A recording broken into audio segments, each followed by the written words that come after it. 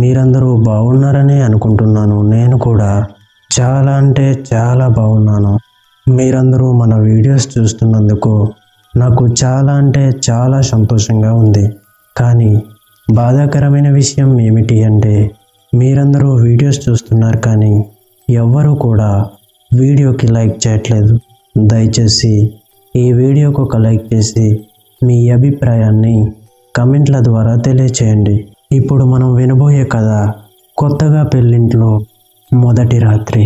వరుడు పక్క గదిలో వధువు పాయల శబ్దం విన్నాడు.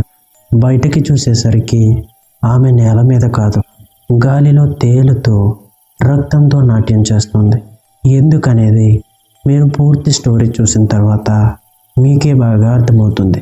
కాబట్టి వీడియోని ఎక్కడా స్కిప్ చేయకుండా పూర్తిగా చూడండి. అయితే ఇక ఏమాత్రం ఆలస్యం లేకుండా